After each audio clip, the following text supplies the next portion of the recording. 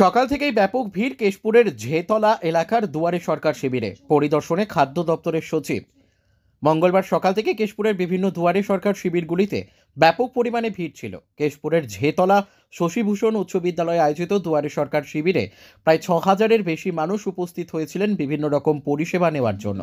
এদিন শিবিরের কাজকর্ম পরিদর্শনে হাজির হয়েছিলেন রাজ্যের খাদ্য দপ্তরের সচিব পারভেজ আহমেদ সিদ্দিকী।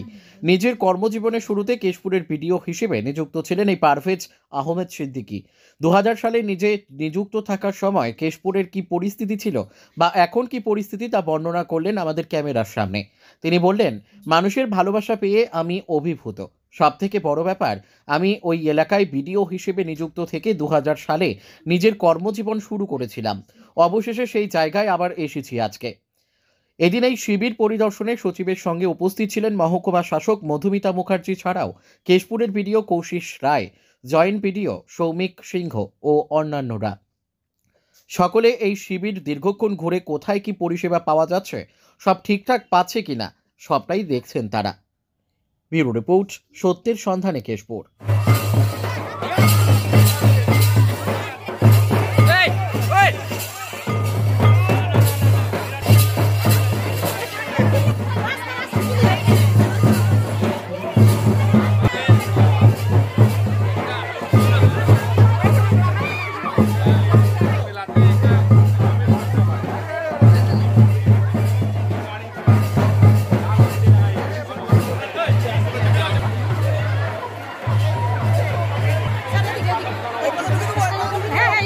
ভালো আমরা ভালো, আপনার ভালো, আপনার ভালো থাকলে আমরা ভালো।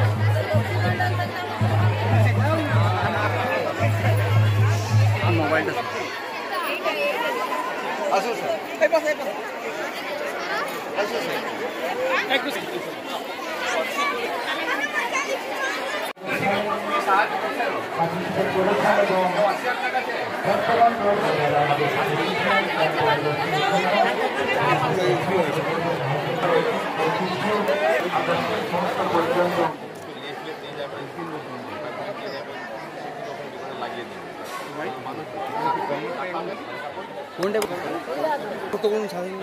লোন পাবেন, পেনশনটা পাবেন,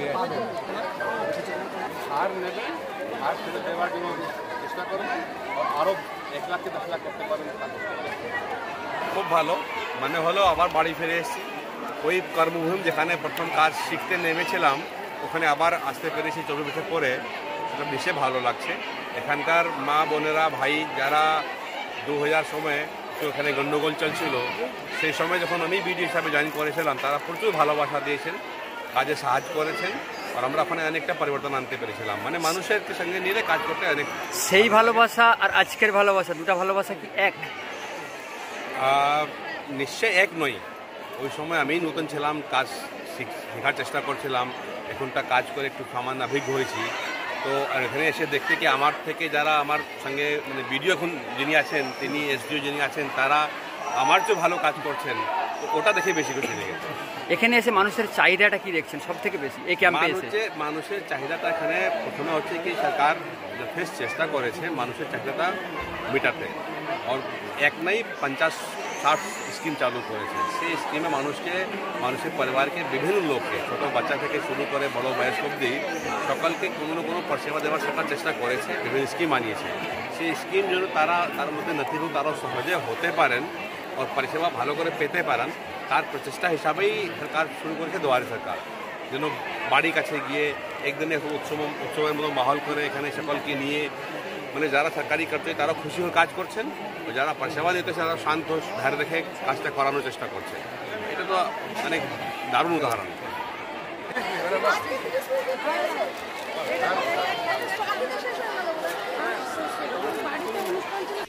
এখানে কেন এসেছেন?